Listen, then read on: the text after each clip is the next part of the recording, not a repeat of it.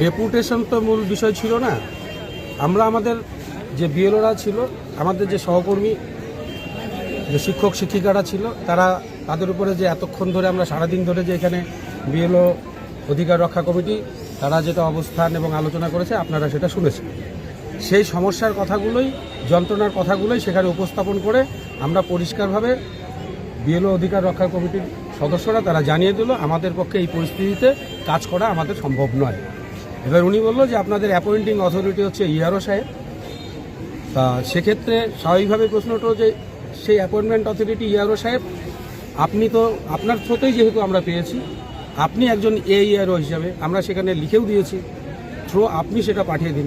বললো ইন্ডিভিজুয়ালি সেখানে দিতে হবে, কি বলে ইস্তফাপত্রটা ইন্ডিভিজুয়ালি দিতে হবে। তা আমাদের পরিষ্কার বক্তব্য, প্রয়োজনে আমরা ইন্ডিভিজুয়ালি দিতে আমাদের কোনো আপত্তি নেই। ওনাদেরকে পরিষ্কার বলা হলো আমরা এই গণ ইস্তফা আপনি আপনার ইআরওর কাছে পাঠিয়ে দিন, যদি সেটা আইনগতভাবে বৈধ হয় তো ভালো কথা, যদি অবৈধ হয় আমরা প্রয়োজনে ইআরও সাহেবের সাথে দেখা করে যদি ইন্ডিভিজুয়ালি দিতে হয় পরবর্তী পদক্ষেপ বিএলওরা নেবে। কিন্তু কোনো অবস্থাতেই এর সঙ্গে কম্প্রোমাইজ করার মতো কোনো জায়গা নেই। এর সাথে কম্প্রোমাইজ করার অর্থ হচ্ছে পরিবারের সাথে কম্প্রোমাইজ করা, বিদ্যালয়ের সাথে কম্প্রোমাইজ করা, আর বৈধ ভোটারকে যে বাদ দেওয়ার যে চক্রান্ত হচ্ছে তার সাথে কম্প্রোমাইজ করা। এখানে আমাদের পিছু হটার কোনো জায়গা নেই। তাহলে আজকে যেহেতু আপনার গণ ইস্তফা দিলেন এবং বিডিও সাহেব যেটা বললো আপনি বললেন, তাহলে আগামীকাল থেকে কি বিএলওরা আবার কাজে ফিরবেন না? তা সম্পূর্ণ কাজ করা সম্ভব নয়, সম্ভব না কি, তাই তো? অবশ্যই আমরা মোটামুটি আমাদের যন্ত্রণার কথাগুলো, আমাদের যে হেনস্থার কথাগুলো আমরা বিডিও সাহেবকে জানাচ্ছি। কি কারণে আমরা বাধ্য হলাম যে আমরা এই গণ ইস্তফাটা দিতে। আমাদের একটার পর একটা সিদ্ধান্ত, এই নির্বাচন কমিশনের তুগলুকির সিদ্ধান্ত আমাদের এমনভাবে একটা জায়গায় নিয়ে গেছে যে আমাদের বিপদ কখন কোন জায়গায় আমাদের হেনস্থা হচ্ছে। আমরা যে শিক্ষক, সেই শিক্ষকের সম্মানটুকু বর্তমান গ্রামে নাই। আমরা এমন একটা জায়গায় পৌঁছে গেছি, পাচ্ছি না।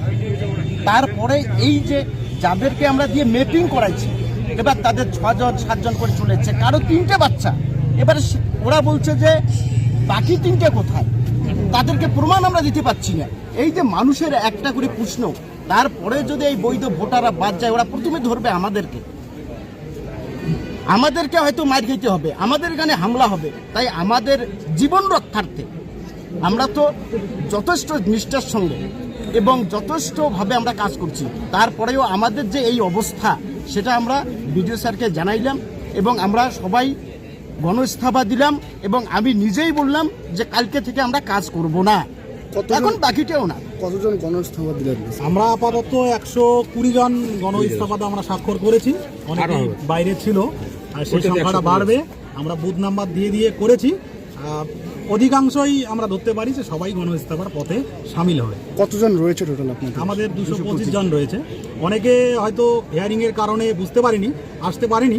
তো আগামীতে সেই নামগুলো সংযোজন হবে।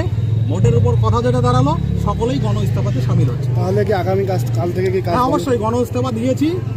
উনি সেটা অ্যাকসেপ্ট করবে কি করবে না সেটাও আমরা জানতে পারবো, কিন্তু আমরা আপাতত কাজ বন্ধ রাখছি। দাদা আপনার নাম? আমি হানিফ শিকদার। আপনি? আমার নাম শাহজামাল হোসেন।